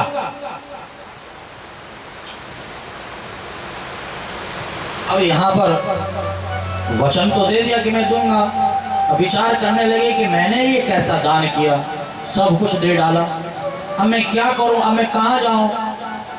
मैं मुनि के कपट को नहीं पहचान पाया। आज रानी सेव्या राजा से पूछती है, 7वें स्कंद के 19वें अध्याय का 39वां श्लोक। पत्नी अपने पति से पूछ रही है कि पतिं चिंता परम दृष्ट्वा राज्ञी प्रपक्ष कारणम किं प्रभो विमना भाषी का चिंता ब्रहिसाम प्रतम। आप चिंतित नजर आ रहे हो राजन। अब तो आपका पुत्र भी वन से वापस आपके पास आ गया, वरुण देवता ने भी आपको क्षमा कर दिया, आपके सारे रोग भी मिट गए, आपने राजसूय यज्ञ भी कर दिया, फिर अब चिंता काहे बात की है? राजा ने अपनी रानी की बात सुन करके थोड़ा बहुत कारण बताया। प्रातः काल उठ करके संध्या कर रहे थे कि उसी समय विश्वामित्र आ गए और विश्वामित्र ने आते ही और राजा से कहा कि आप राजगद्दी छोड़ दें, अपना राज्य आप मुझे दे दें तथा दान के रूप में मुझे स्वर्ण दान जो आपने कहा था वे कीजिए। अपनी प्रतिज्ञा को पूर्ण करते हुए संसार में सत्यवादी होने का गौरव आप प्रदान करें, प्राप्त करें। राजम सस्तच्च स्वराज्यम में और देहे वचा परिश्रुतम और सुवर्णम स्पृश्य राजेंद्र सत्यवागवह संप्रतम। आपने जो दान जो दक्षिणा देने का संकल्प किया था उसे पूर्ण कीजिए। राजा यहां पर कहने लगे, 7वें स्कंद के 19वें अध्याय का 48वां श्लोक यहां पर राजा कह रहे हैं हरिश्चंद्र विश्वामित्र से, स्वामिनः राज्यं तद्देवं मे मया दत्तं कलाधुना और त्यक्त्वान्यत्र गमिष्यन्ति मा चिंतां कुरु कोसकी। मुनिवर, मैंने संपूर्ण राज्य आपको दे दिया, इस समय मैं आपको स्वर्ण की दक्षिणा नहीं दे सकता हूं। जैसे ही मेरे पास कहीं से धन आएगा, स्वर्ण आएगा, तो मैं आपको दक्षिणा जरूर दूंगा, मैं जरूर आपकी दक्षिणा को चुका दूंगा। अब यहां पर हरिश्चंद्र ऐसा कहकर के अपने भवन से निकल पड़े। अब हरिश्चंद्र जब अपने राज्य को छोड़ करके चले गए, विश्वामित्र फिर सामने आकर खड़े हो गए कि मेरी दक्षिणा दीजिए। हरिश्चंद्र बोले, मुनिवर आप चिंता न करें, मैं प्रतिज्ञा किया हुआ हूं, बिना स्वर्ण दिए मैं आपका भोजन नहीं करूंगा। जब तक मैंने आपको स्वर्ण दक्षिणा में दान में नहीं दिया तब तक मैं भोजन नहीं करूंगा। विश्वामित्र बोले, राजन आपको धन कहां से मिलेगा? आप तो सब कुछ मुझे दे चुके हो।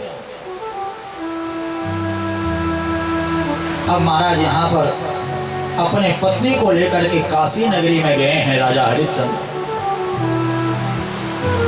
उसी समय काशी में उन्होंने विश्वामित्र को देख लिया, हाथ जोड़ करके बोले, मुनिवर मेरे प्राण, मेरे पुत्र, मेरी पत्नी आपके सामने उपस्थित हैं, इन्हें बेच करके मैं आपकी दक्षिणा अवश्य दूंगा। विश्वामित्र बोले, महीना पूर्ण होने को है, आप अपने वचन का स्मरण कीजिए, यदि आपने दक्षिणा नहीं दी तो मैं आपको श्राप दे दूंगा। पूर्ण सह मासो भद्रं ते दीयतां मम दक्षिणा और पूर्वं तस्य निमित्तं हि स्मरते स्ववचनः यदि। 7वें स्कंद के 20वें अध्याय का 29वां श्लोक विश्वामित्र कह रहे हैं अगर आपने दक्षिणा नहीं दी तो मैं श्राप दे दूंगा। ये बात सुनकर के पत्नी के नेत्रों में आंसू आ गए। राजन, अपने धर्म का परित्याग कीजिए। आपने ये कैसा दान देने का संकल्प कर दिया। अगर आप इस संकल्प को पूर्ण करना चाहते हैं तो मैं यहां पर खड़ी हूं, मेरा बच्चा यहां पर खड़ा है, आपका बालक, हमें बेच दीजिए।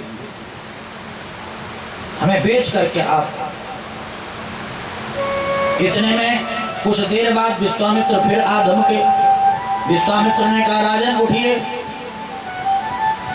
मेरी दक्षिणा दीजिए। फिर राजा सावधान हुए। विश्वामित्र फिर कहने लगे यदि आप मेरी दक्षिणा नहीं चुका सकते हो तो आप अपना दान और दक्षिणा वापस ले लीजिए, मुझे नहीं चाहिए।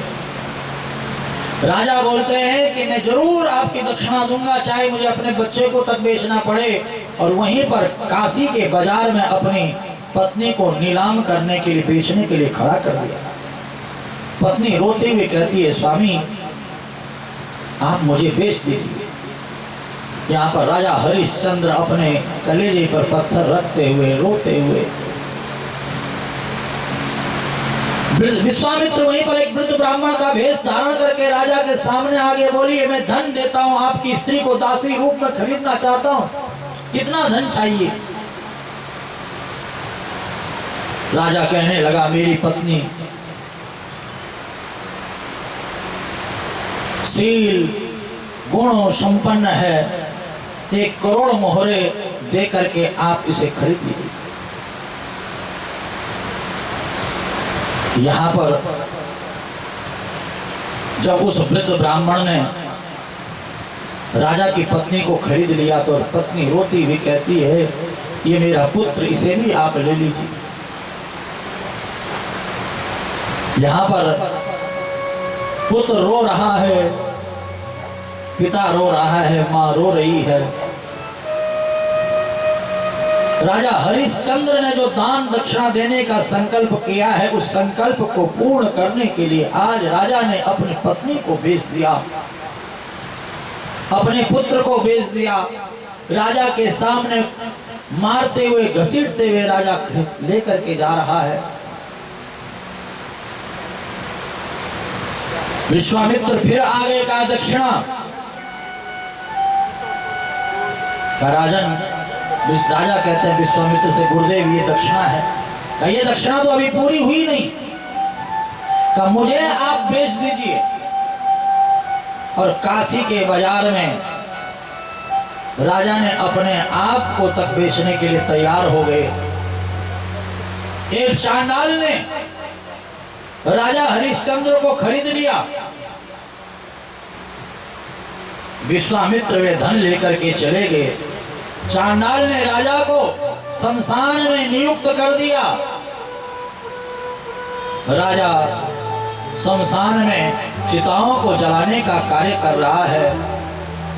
राजा के हाथ पैर शरीर कृश हो गया है।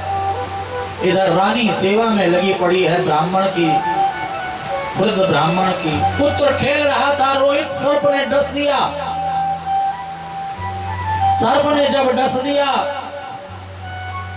कुछ बच्चे आए, आकर के कहने लगे कि आपके बालक को सर्प ने डस दिया। वे दासी सेव्या, रानी सेव्या जैसे ही पुत्र के पास जाने लगी उस ब्राह्मण ने मना कर दिया, कहा तुम दासी हो, चाहे तुम्हारा पुत्र मरे चाहे कोई भी मरे, पहले यहाँ घर की सेवा पूरी करो। इधर बालक मरा पड़ा है, इधर घर की सेवा में लगी पड़ी है, ब्राह्मण के घर के बर्तन मांज रही है, झाड़ू पोछा लगा रही है, रो रही है। आधी रात को जब अपने बच्चे के पास पहुंची, रोने लगी अपने मरे हुए बच्चे को देखकर। गांव वाले इकट्ठा हो गए, कहा ये कौन है? वहीं पर किसी ने कहा कि ये बालकों को खाने वाली राक्षसनी है, कोई पत्थर से मार रहा है, कोई डंडों से मार रहा है। रोती हुई अपने बच्चे को, अपने मरे हुए बच्चे को कलेजे से लगा करके सेव दिया। उस शमशान भूमि में पहुंची, चांडाल से कहा कि ये मेरा बालक है। चांडाल ने कहा ये तेरा बालक नहीं है, पूरे काशी नगरी में हल्ला मचा हुआ है कि तू बालकों को खाने वाली है, बालकों को मारने वाली। उस चांडाल ने हरिश्चंद्र को बुलाया जो चिताओं को जला रहा था। तो ये चांडाल नहीं है, ये तलवार लो और इसका धड़ और सर अलग कर दो। राजा ने रानी को नहीं पहचाना, रानी ने राजा को नहीं पहचाना। रानी रो रही है कि मुझे भले ही मार दो पर मेरे बच्चे की अंतिम क्रिया तो कर लो, इसका दाह संस्कार तो कर लो।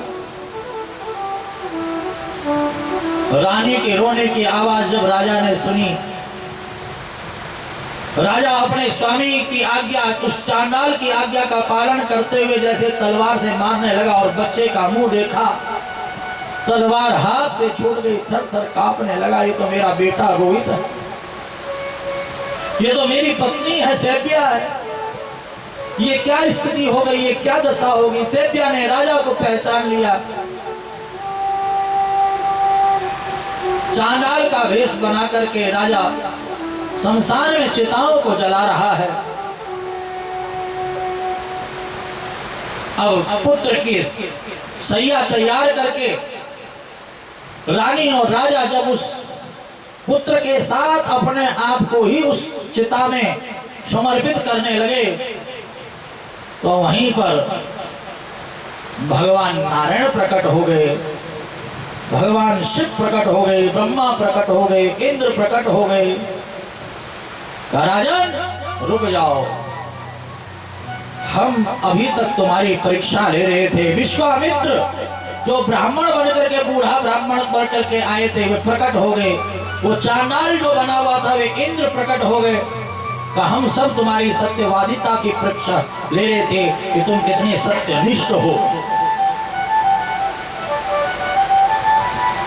सभी ने आशीर्वाद दिया, राजा और रानी बिल्कुल स्वस्थ हो गए। बालक रोहित जो मरा पड़ा था वे जीवित हो गया। राजा ने सबको प्रणाम किया, सभी देवी देवताओं को। विश्वामित्र ने कहा कि हे राजन, वशिष्ठ से मेरी शर्त लगी थी, आज जो है तुम्हारी सत्यनिष्ठता को देख करके मैं भी धन्य हो गया हूं। तुम सशरीर स्वर्ग चलो, इस पृथ्वी लोक पर अब नहीं, तुम स्वर्ग में रहो। राजा हरिश्चंद्र ने कहा कि मैं एक शर्त पर स्वर्ग चलूंगा, मेरी जितनी भी प्रजा है, अयोध्यावासी जितने भी हैं, इन सभी को आपको स्वर्ग ले जाना पड़ेगा, इन सबको आपको स्वर्ग में स्थान देना पड़ेगा। यहां पर देवता कहते हैं कि सभी को मैं स्वर्ग कैसे, हम स्वर्ग कैसे ले जा सकते हैं।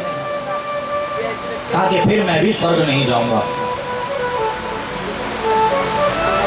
अयोध्या में रहने वाले जितने भी नर नारी हैं वे सब के सब संतप्त हैं, उन्हें छोड़ करके मैं अकेले स्वर्ग में प्रवेश नहीं कर सकता हूं। आप देख सकते हैं 7वें अध्याय का, 7वें स्कंद का 27वां अध्याय 20वां श्लोक। तव राजन नमस्तुभ्यं वाक्यम चेदम निबोध में अर्मक्षो मग्न मनसः कौशले नगरे नरः। मैं इन सबको अकेला छोड़ करके नहीं जा सकता हूं। ब्राह्मण की हत्या, गौ की हत्या, सुरापान, स्त्रीवध, यह महापाप बताए गए हैं। वैसा ही पाप अपने भक्तों का त्याग करने वाले को लगता है। श्रद्धालु भक्तों को कभी छोड़ना नहीं चाहिए, उसे छोड़ने वाला स्वर्ग में जाकर के भी सुखी नहीं रहता है। अतः हे इंद्र, हे देवताओं, इन सब अयोध्या वासियों को छोड़ करके मैं अकेला स्वर्ग नहीं जाऊंगा। यदि मेरे साथ सभी अयोध्या वासी आप स्वर्ग ले जा सकते हैं इनको, तो मैं जरूर स्वर्ग जाऊंगा। इंद्र ने कहा, राजन, अयोध्या नगरी में तो भिन्न भिन्न प्रकार के कर्म करने वाले लोग रहते हैं, जैसे आप लोगों में से, हम लोगों में से। सबके कर्म अलग अलग हैं, सबकी सोच अलग अलग है, सबके विचार अलग अलग हैं, सबकी बुद्धि अलग अलग है, सबका आनंद अलग अलग है। किसी को इस कथा में बहुत आनंद आ रहा होगा, किसी को थोड़ा कम आनंद आ रहा होगा, किसी को बिल्कुल भी आनंद नहीं आ रहा होगा। कह रहे होंगे कि गुरुजी ये क्या बोरियत वाली कथा सुना रहे हैं, क्या बोर कर रहे हैं हमको। और किसी को बड़ा आनंद आ रहा होगा कि हाँ, सत्यवादी हरिश्चंद्र, दानवीर हरिश्चंद्र, दान के लिए अपने आप तक को बेच दिया, अपनी पत्नी तक को बेच दिया, अपने पुत्र तक को बेच दिया। और इस दान के प्रभाव से आज देखिए स्वयं देवता आ रखे हैं इसको लेने के लिए कि चल सशरीर चल, स्वर्ग चल, तेरा स्थान इस पृथ्वी पर नहीं है, स्वर्ग में है। दानी देने वालों का स्थान इस पृथ्वी पर नहीं होता, उसका स्थान स्वर्ग में हो जाता है। ये दान की महिमा इस कथा से पता चलती है। इंद्र कहते हैं हर किसी का कर्म भिन्न भिन्न है, हर किसी की सोच भिन्न भिन्न है, हर किसी के विचार अलग अलग हैं। इन सबको कैसे स्वर्ग ले जा सकता हूं मैं? इनमें से कोई पापी है, कोई पुण्य आत्मा है, कोई लोभी है, कोई दंभी है। ये सब स्वर्ग के सुख कैसे भोग सकते हैं? आप अकेले चलिए। हरिश्चंद्र बोले, प्रजा के कारण ही राजा राज्य सुख को भोगता है, उन्हीं की सहायता से बड़े बड़े यज्ञ करता है, प्रजा के द्वारा ही कुएं तालाब खुदवाता है। मैंने भी प्रजा की सहायता से ये सब पवित्र कर्म किए हैं, अतः इन्हें छोड़ करके मैं अकेले स्वर्ग के सुखों को नहीं भोगूंगा। यह नहीं हो सकता है। मैं अगर जाऊंगा तो सबको स्वर्ग लेकर के जाऊंगा। इंद्र ने कह दिया तथास्तु। तब हजारों हजार विमान स्वर्ग से पृथ्वी पर उतरे और अयोध्यावासी उन विमानों में बैठ करके सब के सब स्वर्ग चले गए। हरिश्चंद्र ने अपने पुत्र रोहित का राज्याभिषेक किया और संपूर्ण प्रजा के साथ विमान में बैठ करके अपनी पत्नी को साथ में लेकर के स्वर्ग में प्रवेश किया। दान और सत्यता का ऐसी महिमा संपूर्ण प्रजा को साथ में लेकर के हरिश्चंद्र स्वर्ग में प्रवेश करते हैं। बोले राजा हरिश्चंद्र महाराज की। अब ये कथा आप लोगों ने देखिए, देवी भागवत में ये कथा बहुत विस्तार रूप से है। ये तो हमने आपको सूक्ष्म रूप से सुनाई, क्योंकि और भी कथाएं सुननी है आपने। अभी अगर विस्तार से सुना लेते तो एक सप्ताह 9 दिन हरिश्चंद्र के ही चरित्र में डूब जाते। ये तो आपको सूक्ष्म रूप से सुनाई है। परंतु इस कथा से क्या सीख मिलती है? इस कथा से यही सीख मिलती है, जब भी समय लगे दान अवश्य करें। जहां भी आवश्यकता लगे दान करने के दान करें, और प्रयास करें कि सत्य बोले, झूठ ना बोले, क्योंकि झूठ के बराबर कोई पाप नहीं है और सत्य के बराबर कोई तप नहीं है। और आज आप और हम समय समय पर बार बार झूठ ही बोलते हैं। एक झूठ को छुपाने के लिए 1000 झूठ बोलने पड़ते हैं, और यही हमारा पाप बनता रहता है। और इसी पाप के कारण हम लोगों को कष्ट भोगना पड़ता है। राजा हरिश्चंद्र को देखिए, कितना कष्ट जीवन में आया, परंतु अपना सत्य व्रत नहीं त्यागा, दान देने से विचलित नहीं हुए। इसलिए आज सशरीर विमान पर बैठ करके अयोध्या वासियों के साथ स्वर्ग को पहुंचे। जो इस कथा का श्रवण करता है या श्रवण कराता है, उसे भी स्वर्ग के सुखों की प्राप्ति हो जाती है, ऐसा वेद व्यास जी महाराज जन्मेजय से कहते हैं। श्रीमद् देवी भागवत महापुराण की यहाँ पर जन्मेजय ने प्रश्न किया है 7वें स्कंद के 28वें अध्याय का पहला श्लोक। विचित्रमिदमाख्यातम हरिश्चंद्रस्य कीर्तितम और शताक्षे पाद भक्तस्य राजर्षे धार्मिकस्य च। हे मुनिवर, भगवती का नाम शताक्षी कैसे पड़ा? भगवती के चरित्रों को सुनने से मेरी तृप्ति नहीं होती है। जो इन चरित्रों को सुनता है उसे अवश्य अश्वमेध यज्ञ का फल प्राप्त होता है। देवी का यह चरित्र सुन करके मेरा जन्म सफल आप कीजिए, सुना करके मेरा जन्म सफल कीजिए। भगवती का नाम शताक्षी क्यों पड़ा, ये मैं आपसे जानना चाहता हूँ। भगवती का नाम दुर्गा क्यों पड़ा, ये मैं आपसे जानना चाहता हूँ। और भगवती का नाम शाकंभरी क्यों पड़ा, ये मैं आपसे जानना चाहता हूँ। यहाँ पर वेद व्यास जी महाराज श्रीमद् देवी भागवत के 7वें स्कंद के 28वें अध्याय का 4था और 5वां श्लोक आप देख सकते हैं। वेद व्यास जी महाराज बता रहे हैं कि शृणो राजं प्रवक्ष्यामि शताक्षी संभवं सुखम और दुर्गमाख्यो महादैत्य पूर्व परम दारुणः हिरण्याक्षान्वये जातो रुरुपुत्रो महाखला। वेद व्यासी महाराज कहते हैं कि आप ध्यान देकर के सुनिए। प्राचीन समय की बात है। दुर्गम नामक एक भयानक दैत्य था। वह रुरु का पुत्र है, हिरण्याक्ष के वंश में उत्पन्न हुआ है। अतः पहले वेदों का नाश करना चाहिए, इसके मन में विचार आता है। ऐसा सोच करके हिमालय में जाकर के तप करने लगा। एकाग्र होकर के ब्रह्मा का ध्यान करने लगा। अन्न जल को त्याग करके केवल वायु पी करके 1000 वर्ष तक उसने तप किया। उसके तप से प्रसन्न होकर के ब्रह्मा जी हंस पर सवार होकर के उसके सामने आए। ब्रह्मा जी ने कहा, मैं तुम्हारी तपस्या से प्रसन्न हूं, मांगो तुम्हें क्या वरदान चाहिए, जो इच्छा तो मांगो।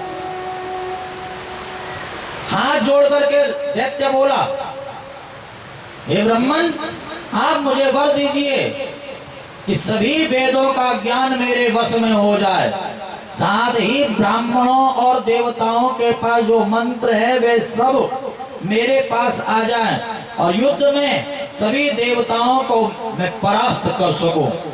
मुझे ऐसा वरदान दीजिए। सारे वेदों पे, पुराणों पे, मंत्रों पे मेरा ही अधिकार हो। ब्राह्मणों, ब्रह्मा सब मंत्रों को भूल जाएं, वेदों को भूल जाएं। उसकी मांग को सुनकर के ब्रह्मा ने कहा, ऐसा ही हो। ऐसा वर देकर के ब्रह्मा जी अपने लोक को चले गए और उसी समय, उसी क्षण सभी ब्राह्मण वेदों को भूल गए। स्नान, ध्यान, संध्या, तर्पण आदि सब भूल गए। योग, यज्ञ, जप, तप आदि सब लुप्त हो गया। चारों ओर हाहाकार मच गया। ब्राह्मण सोचने लगे कि ये ज्ञान अभाव कहां से हो गया, ये हम अपनी विद्या कैसे भूल गए। संसार में चारों ओर भयानक अनर्थ होने लग गए। देवताओं को निर्जरा अवस्था प्राप्त होगी। देवता दैत्यों के साथ युद्ध करने में समर्थ नहीं थे। स्वर्ग छोड़ करके सुमेरु पर्वत की गिरिकंदराओं में जाकर के छुप गए। मां पारंबा का ध्यान करने लगे। 7वें स्कंद के 28वें अध्याय का 19वां श्लोक। असक्तास्तेन ते युद्धम वज्रदेहासुरेण च और पलायनम च तदा कृत्वा निर्गता निर्जरा क्वचित्। सब देवता जो है कंदराओं में छुप गए और गिरिकंदराओं में छुप करके मां भगवती का ध्यान करने लगे, मां पारंबा का ध्यान करने लगे, मां जगदम्बा का ध्यान करने लगे, मां भगवती का ध्यान करने लगे। न तातो न माता न बंधुर न दाता न पुत्रो न पुत्री न भेद्यो न भ्राता न जाया न भेद्या न भेटिर्ममेव गते स्वम स्वमेका भवानी गति त्वमेका भवानि भवाप्तावतारे महादुःखभीरो भवातप्रकामी प्रलोभी प्रमाता वो संसार पात प्रवर्तः सदा गति त्वं गति त्वं गति त्वं गति त्वं गति त्वं गति त्वं गति त्वं गति त्वं न जानामि दानं न च ध्यानयोगं न जानामि तन्त्रं न च स्तोत्रमन्त्रं न जानामि पूजा न च न्यासयोगं गति त्वं त्वमेका भवानि गति त्वं त्वमेका भवानि को कर्मी को संगी को देखो दास को लाचारहीन सदाचारलीन को दृष्टि को वाक्य प्रभत सदा गति त्वमेका भवानि प्रजे समग्रमेशं महेशं सुरेशं दिने समनिदेते परं वाक्कदाचित् न जानामि चान्यत् सदाहं शरण्यं गति त्वमेका भवानि गति त्वमेका भवानि विवादे विषादे प्रमादे प्रवादे जले चानले पर्वते शत्रुमार्गे अरण्ये शरण्ये सदा मां प्रपाहि गति त्वमेका भवानि अनाथोत्तरेषु जरारोगयोगो महाक्षीणदीन सदा वादिवक्रम् अनाथोत्तरेषु जरारोगयोगो विपत्तो प्रवेश प्रणश्च सदा गति त्वमेका भवानि गति त्वमेका भवानि गति त्वमेका भवानि गति त्वमेका भवानि न तातो न माता न बन्धुर्न दाता न पुत्रो न पुत्री न भृत्यो न भ्राता न जानामि विद्या न वृत्तिर्नवेव गतिस्त्वं त्वमेका भवानी। हे मां जगदम्बा, हे मां भगवती, आपके चरणों में ही हमारी गति हो, हमारी रति हो। मां भगवती की बारंबार स्तुति जब की, ऐसे संकट की स्थिति प्राप्त होने पर जगदम्बा की शरण में जब सब गए, हिमालय पर्वत पर जाकर के भगवती का जब सबने ध्यान किया, एकाग्रचित होकर के विश्व जननी मां भगवती की स्तुति की, ऐसी स्तुति सुन करके भगवती उन्हें अपना रूप का दर्शन करा करके, भगवती ने उन्हें अपना रूप का दर्शन कराया। उनके अत्यंत नेत्र थे, मां भगवती के जब दर्शन किए तो अत्यंत नेत्र थे। काजल के समान काला शरीर था, हाथों में धनुष बाण लिए हुए थे और नेत्रों से जल की मोटी मोटी धार गिर रही थी और उस जल से औषधियां लहराने लग गई। सभी प्राणी संतुष्ट हो गए, नदियों और समुद्रों का जल परिपूर्ण हो गया। पर्वतों की गुफाओं से देवता बाहर निकल करके आए और देवता और ऋषि मुनि सब मिलकर के भगवती की स्तुति करने लगे। हे देवी, हमारे कल्याण के लिए आप हजारों नेत्रों से युक्त होकर के विलक्षण रूप धारण करके प्रकटी हो, इसलिए आज से आपका नाम सहस्त्राक्षी है। बोले सहस्त्राक्षी मात की। सहस्त्राक्षी नाम क्यों पड़ा मां का? यहाँ पर वेद व्यास जी महाराज जन्मेजय से कहते हैं, सहस्त्रों नेत्र धारण करके प्रकट हो गई और प्रत्येक नेत्र से महाराज जल की धार, औषधियां लहराने लग गई, नाम सहस्त्राक्षी पड़ गया। यहाँ पर सभी ने कहा, आप हमें फिर से वेदों का ज्ञान प्राप्त करा दीजिए। उस ज्ञान को पा करके सभी प्राणियों की रक्षा हो जाएगी। देवताओं की स्तुति सुन करके भगवान ने उन्हें खाने के लिए साग और कंदमूल फल आदि प्रदान किया। मनुष्यों और पशु पक्षियों को खाने के लिए नए नए लहराते हुए हरे हरे घास अन्न को उत्पन्न किया। राजन, उसी दिन हाथ से साग देने के कारण माँ भगवती का नाम शाकंभरी पड़ गया। बोले शाकंभरी मात की। देवता भूखे प्यासे जर्जर हो गए थे तो माँ भगवती ने साग देवताओं को दिया। माँ का नाम शाकंभरी यहाँ पर पड़ गया। आप देख सकते हैं ये बात यहाँ पर देवी भागवत के। आप सोचे कि गुरु जी ऐसे ही बोल रहे, नहीं। देवी भागवत महापुराण के 7वें स्कंद के 28वें अध्याय का 47वां श्लोक आप देख सकते हैं कि काम्यांतरे तेर्युक्तान न्यावरी नोद्भवं ददो और शाकंभरी नामानि तद्विधान शंभो नृपम। शाकंभरी नामापि, मां भगवती का नाम यहाँ पर शाकंभरी पड़ गया। दुर्गम दैत्य के साथ अस्त्र शस्त्रों से युद्ध हो गया। विशाल सेना को लेकर के दुर्गम दैत्य वहां पर आ गया। सभी देवता तथा ब्राह्मण रक्षा कीजिए, रक्षा कीजिए, रक्षा कीजिए, मां भगवती से प्रार्थना करने लगे। इसके पश्चात दुर्गम दैत्य के साथ मां भगवती का भयानक युद्ध छिड़ गया और देवी के शरीर से एक अत्यंत शक्ति प्रकट हो गई। पहले 16, फिर 32, फिर 64 ऐसे अनंत शक्तियां उत्पन्न हो गई।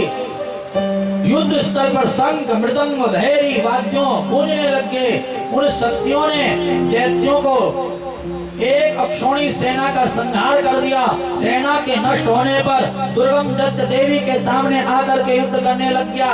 देवी ने अपने पहने बाणों से उसके घोड़े तथा रथ को नष्ट कर दिया। 2 बाण से उसके नेत्र निकाल दिए, 5 बाण से उसकी छाती भेद दी और उस दैत्य का वध कर दिया। तब सब देवताओं ने मिलकर के आद्या शक्ति की स्तुति की।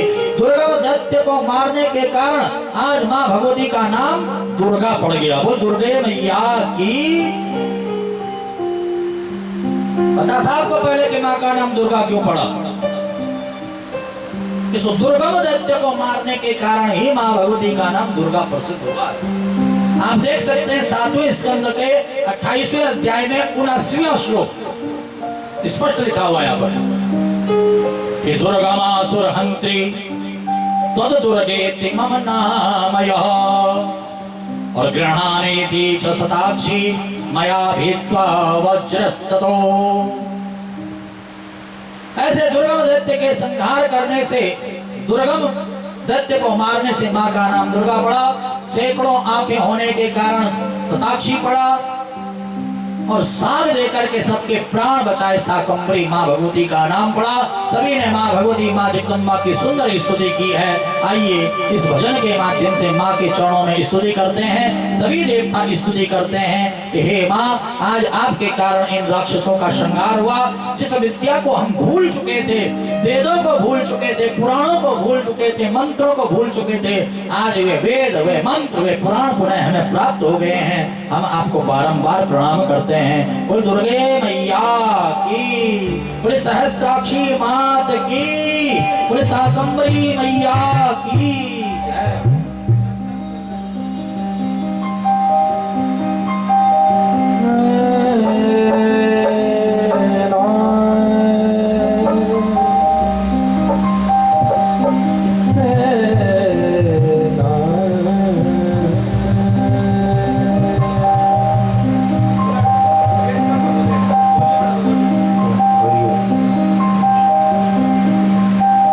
विपरीत खिलत मोए ऐसी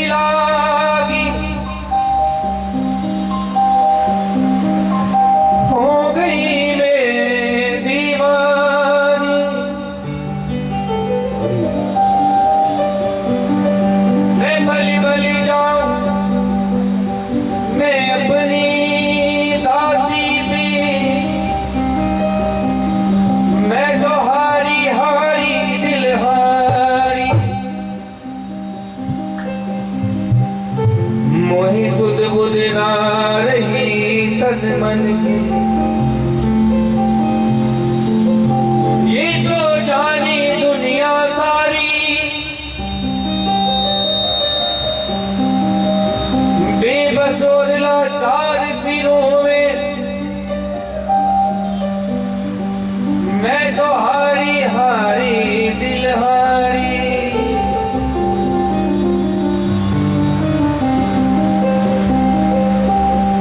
मेरी दादी जगदम्बा मेरे साथ है, हमें डरने की क्या बात है। मेरी दादी मेरे साथ है, हमें डरने की क्या बात है।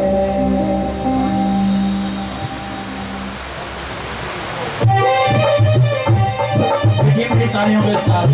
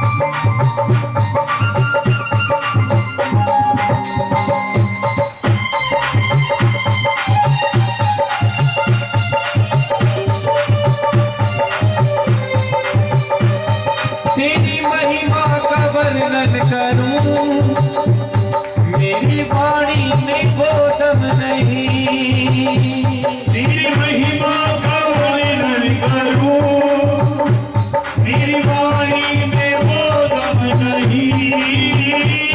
तेरी महिमा का वर्णन करूं, मेरी वाणी में वो दम नहीं। तेरी महिमा का वर्णन करूं, मेरी वाणी में वो दम नहीं। हाँ, जब से तेरा सहारा मिला, फिर सताए कोई गम नहीं। तुझसे तेरा सहारा मिला, फिर सताए कोई गम नहीं। ये तो करती, हाँ ये तो करती मुलाकात है, हमें डरने की क्या बात है। हाँ मेरी दादी मेरे जाती है, अब डरने की क्या बात है।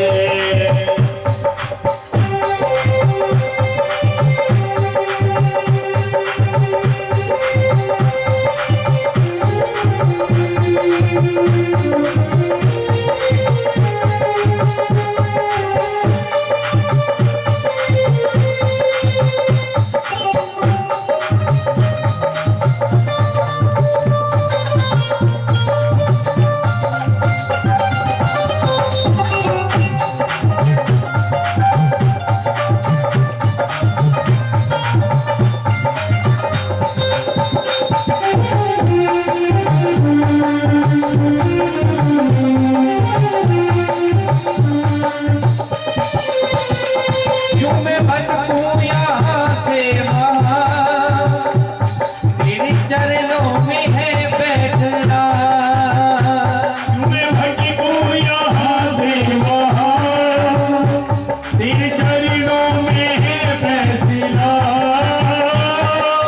क्यों मैं भटकूं यहाँ से वहाँ, तेरे चरणों में है बैठना। क्यों मैं भटकूं यहाँ से वहाँ, तेरे चरणों में है फैसला। झूठे मतलब के रिश्ते सभी, मेरी दादी से रिश्ता बना। झूठे मतलब के रिश्ते सभी, मेरी दादी से रिश्ता बना। वो तो करती करामात है, हमें डरने की क्या बात है। मेरी दादी मेरे साथ है, हमें